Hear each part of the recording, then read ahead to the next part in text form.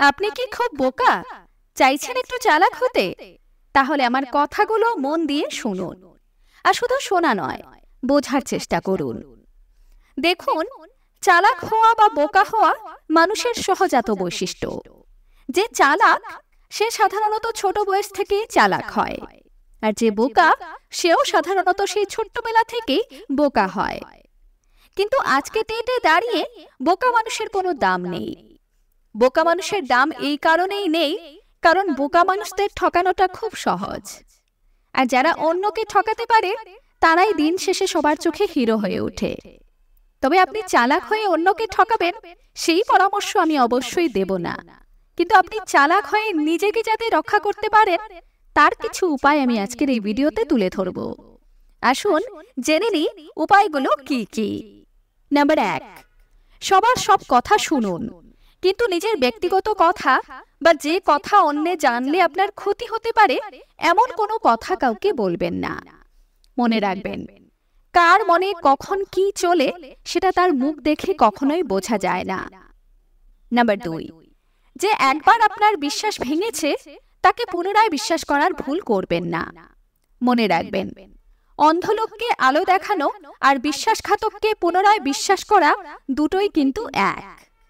তাই সে আপনার সাথে যতই মিষ্টি মিষ্টি করে কথা বলুক না কেন, সাবধান, এই ভুল করবেন না। নাম্বার 3, নিজেকে ভাসিয়ে দিয়ে অন্যের উপকার করবেন না। অর্থাৎ মানুষের উপকার অবশ্যই করুন, কিন্তু পাশাপাশি এটাও খেয়াল রাখুন আপনি যাতে না ডুবেন। নিজের দিকটা বজায় রেখে অন্যের উপকার করা মোটেও স্বার্থপরতা নয়, কিন্তু নিজেকে ভাসিয়ে অন্যকে উপকার করা 100% বোকামি। নাম্বার 4, আপনার সামনে কে আপনার প্রশংসা করছে সেটা নিয়ে অত ভাবুক হতে যাবেন না। যদি ভাবুক হতেই হয় তাহলে তার জন্য হন যে আপনার আড়ালে আপনার প্রশংসা করে, আপনার সম্মান রক্ষা করে। আসলে সামনাসামনি তো যে কেউ প্রশংসা করতে পারে, আসল তো তারাই যারা আড়ালেও আপনার প্রশংসা করে। নাম্বার 5, কেউ যদি তার অপরাধের কারণে শাস্তি পেয়ে থাকে তাহলে বুঝবেন সেটা তার প্রাপ্য ছিল।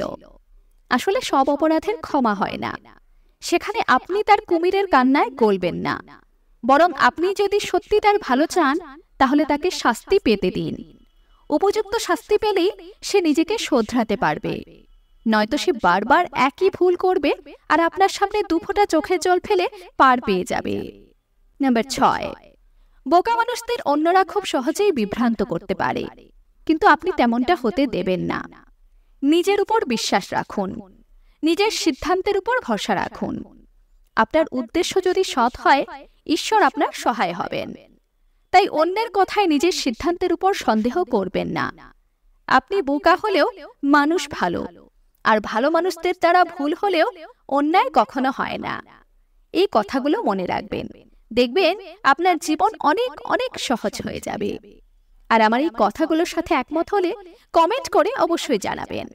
আর এমন আরো ভিডিও পেতে অন্তহীন মোটিভেশন ইউটিউব চ্যানেলকে সাবস্ক্রাইব করতে অবশ্যই ভুলবেন না। ধন্যবাদ।